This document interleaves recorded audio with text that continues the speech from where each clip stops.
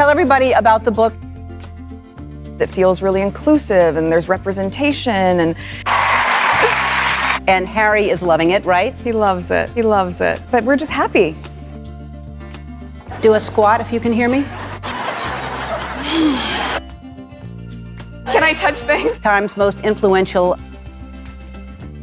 How does this talk show format give Meghan the opportunity to come across as relatable and authoritative? Which potential do talk shows in general have for both self-branding and damage control? And what are the pitfalls in terms of truth value? I'll focus on revealing key moments in the conversation.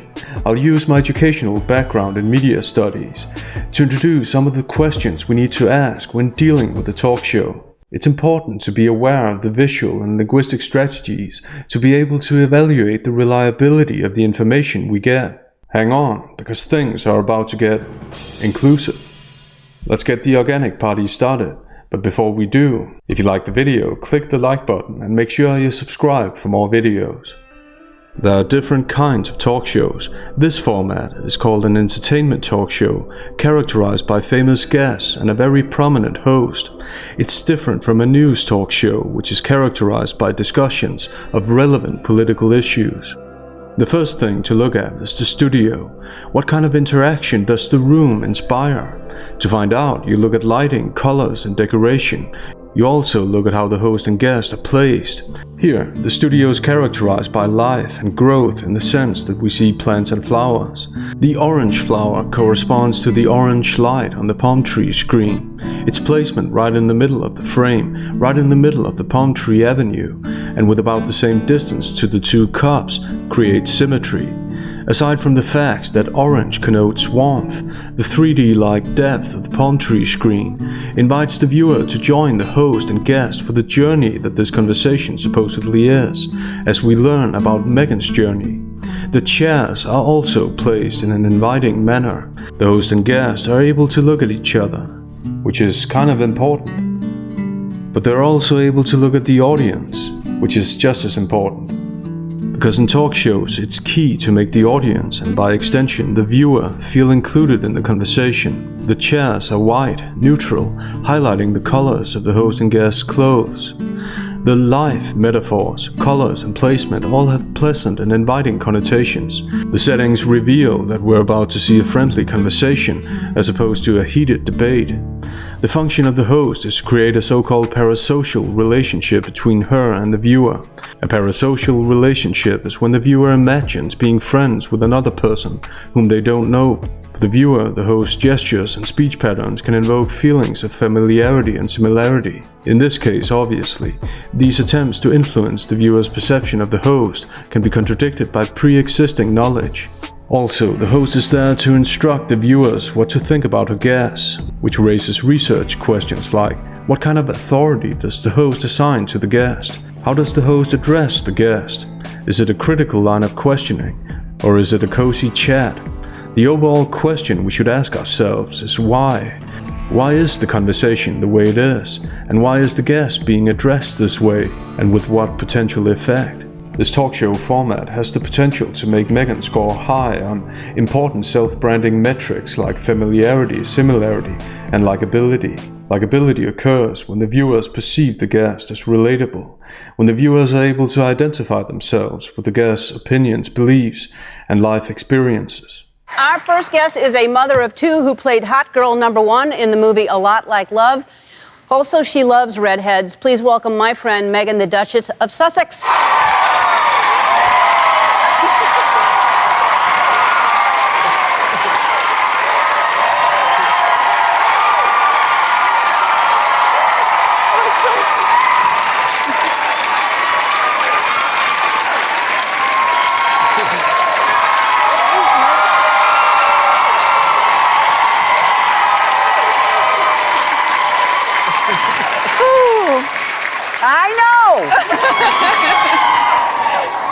The first word we hear, our, is a possessive pronoun that includes the audience, both the audience in the studio and the audience at home, inviting them to feel like equal participants in the upcoming conversation. Meghan's introduced as a mother of two, which gives her an identity right from the beginning. It makes her seem ordinary and thus relatable. Hot The girl movie number one. reference underlines Meghan's status as an actress, but it also underlines familiarity. Hopefully, that is, that the audience is familiar with her work. Saying that she loves redheads is a fun fact designed to make the audience feel like they already know her, and it foreshadows the informal nature of the upcoming conversation. The words, my friend, not only underline that this is going to be a friendly conversation, but they also invite the audience to perceive Meghan as their friend too. The exaggerated applause and the host's words I know! further emphasize Meghan's star quality. Meghan's then encouraged to tell a funny story, which sets the tone and indicates how the host wants the audience to perceive her, as an ordinary person who doesn't take herself too seriously, supposedly. I'm so happy. There's such a great crowd, and they had no idea you were here, and this is fantastic.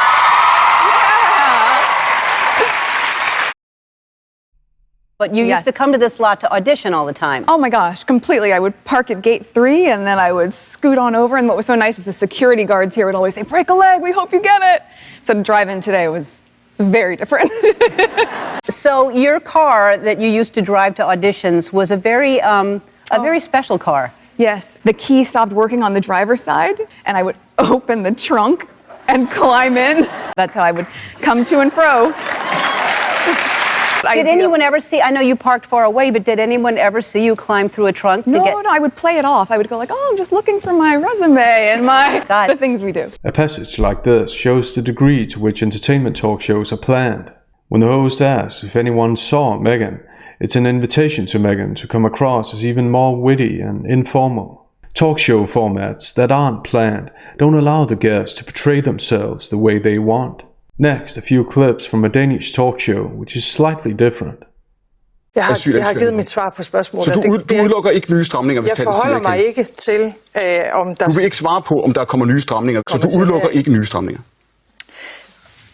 Du udelukker ikke nye stramninger. Vi står i den situation, at historisk mange mennesker er på flugt. Mm-hmm. Det sagde du før, Mette Frederiksen. Du gentager dig selv næsten ord til andet. Jamen, jeg forholder mig ikke til, om det er socialdemokratisk eller ej. Nej, du forholder dig ikke til så forfærdeligt meget.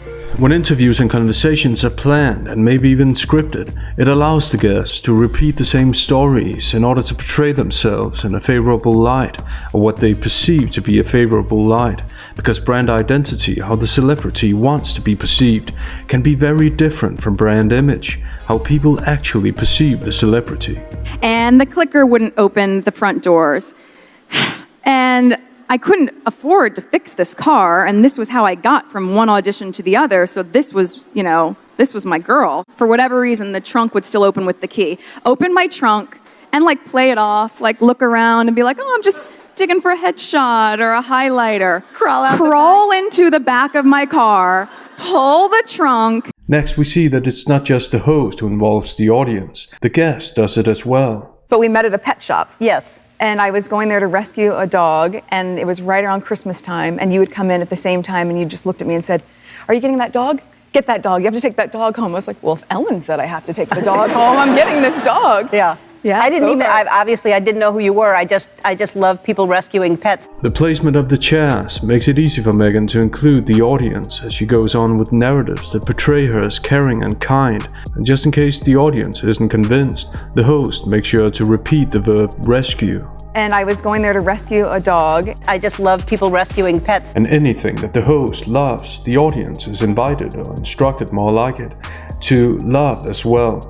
Hopefully, from the host's perspective, the parasocial relationship is strong enough to ensure that.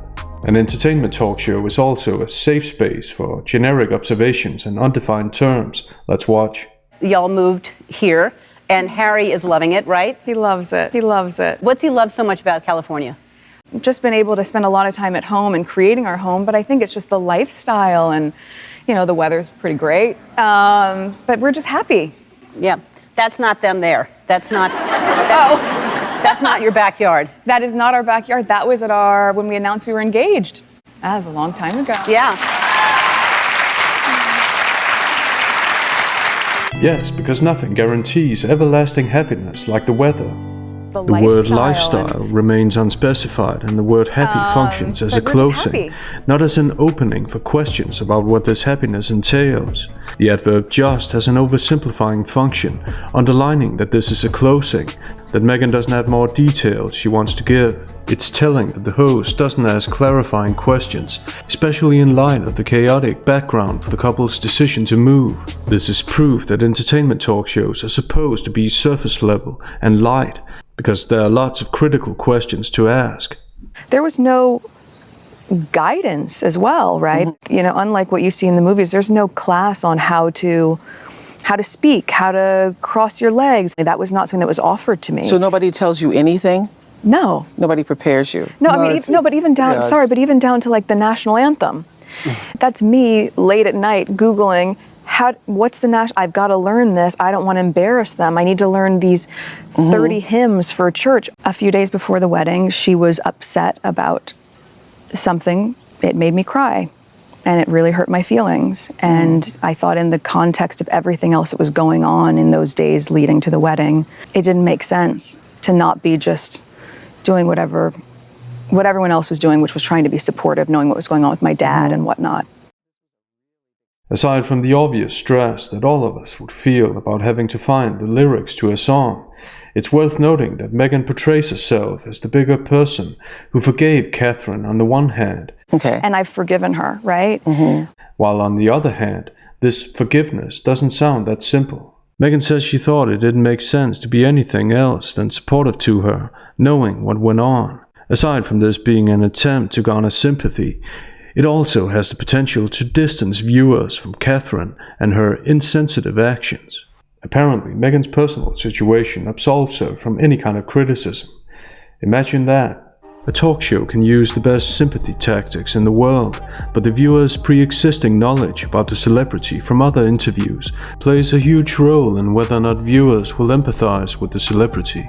Meghan repeatedly associates with the audience, which, theoretically, strengthens the similarity. Well, she's a good sleeper, but the teeth are coming in, so, you know, any moms will understand that, where you go, they might be the best sleeper in the world, and then the moment that that's happening, you just have so much sympathy for them. That's great. Or old school style, you just take a washcloth and dip it in some apple juice, or right? All the moms are nodding. You go, anything to relieve that. Tequila, anything. Haven't tried that yet. Yep. The host works for Meghan in trying to make her seem at eye level with the audience, and for this to come across as an informal conversation you would have with a friend. In the following, she shows that Meghan doesn't take herself too seriously. We are back with Meghan, the Duchess of Sussex. Duchess of Sussex is hard to say. Duchess of Sussex. Say 5 times fast. Duchess of Sussex. You say it 5 times fast. I can't. Duchess of Sussex. You guys say it. Duchess of Sussex. It's a lot of S's. It's very hard. And next, it's time for a very meaningful conversation about, well, let's just watch. You made scrunchies and sold them at school. I did, yes. Now, how innovative of you. We add the cliché innovative to the long line of positive words, including rescue. Entertainment talk shows offer the best possible self-promotion. What did you make them out of?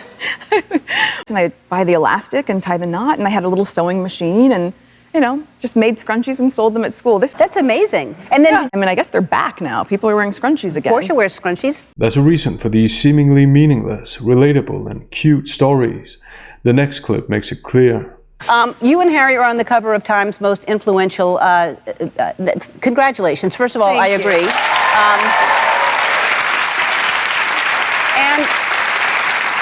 Of course, she agrees, because I have absolutely no doubt that she would have told us if she didn't. It's the awkward and relatable stories that ensure that the audience remains close to Meghan. It's this closeness that ensures that they can go straight from a conversation about scrunchies to a conversation about being Time's most influential, which says a lot about Time, by the way, and most awards in general. If they only talked about Meghan's accomplishments and great qualities, Meghan would seem distant or self-aggrandizing, and the promotion would be too obvious. And just in case the audience has forgotten that Meghan's a great role model, the host doesn't mind mentioning the causes that Meghan advocates for. Is how important, you know, certain issues are, and paid family leave, and that's a big one for you. And that's and I think most women, most families can identify with. By appealing to and associating with most families, the host is instructing families to identify themselves with Meghan's fight for this cause. In that regard, her self-repair is worth noting. most women, most families. The self-repair makes sure that she appeals to and associates with a larger group, and thus it increases the likelihood of identification. And that feeling of identification is all that the host is after, apparently, because it sure isn't to get a detailed answer. Let's watch. Everyone knows, especially if you've had a child, and even if you haven't, you know how hard it is and how critical it is in those first few weeks, if not months, to be together as a family. And the fact that we don't offer that here is something that now, as a mom of two, I will do everything that I can to make sure that we can implement that for people. All right. Of course, she doesn't tell us how she'll implement it or how she'll finance it. Which area should the money be taken from in order to finance it?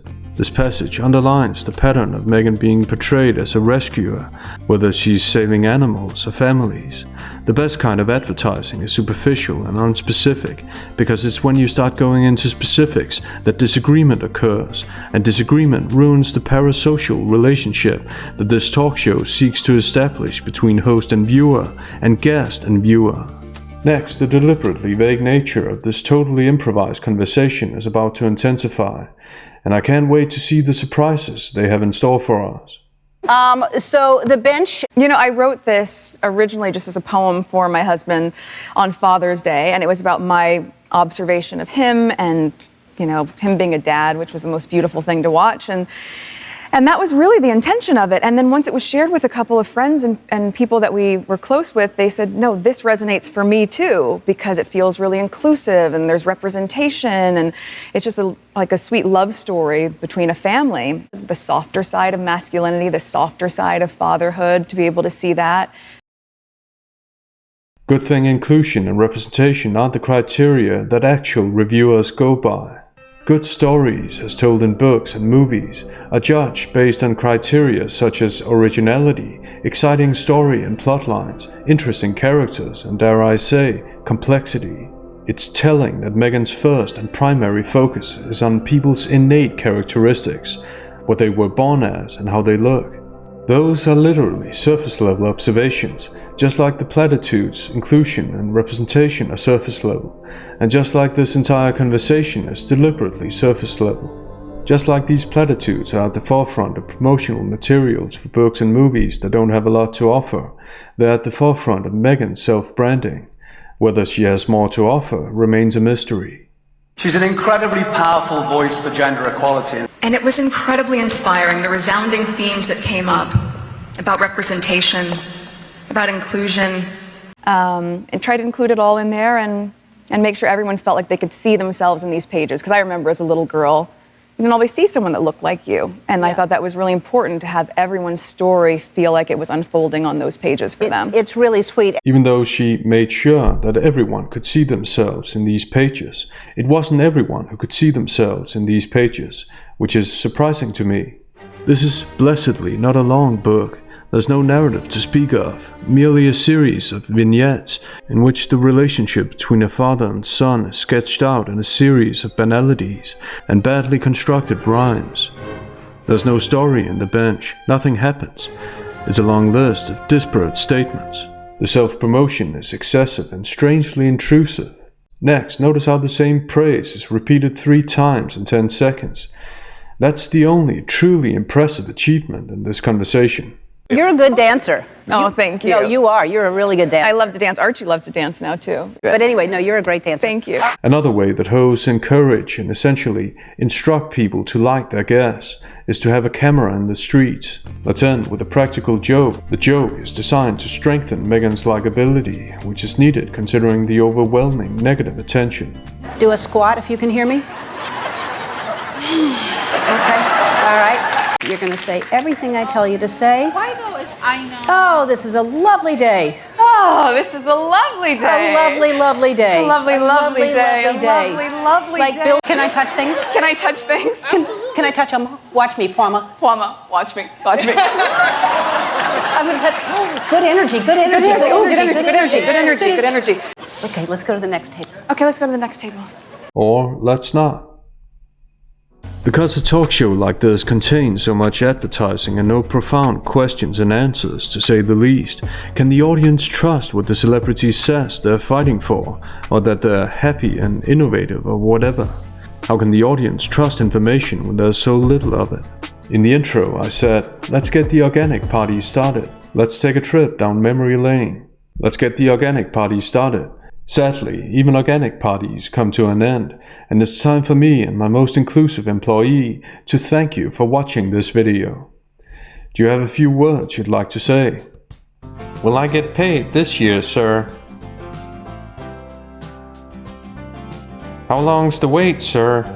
Why don't you make it your New Year's resolution? To get paid? To hope to get paid. Hope is a beautiful thing. No bad vibes, please. We have a show to run. Enjoy the lifestyle, weather, and just be happy. I guess you're right, sir. Thanks. See, there's always a solution. There's a reason why you're my most inclusive employee. Let's wish everybody a Happy New Year. Come on, say it with me. Happy New Year.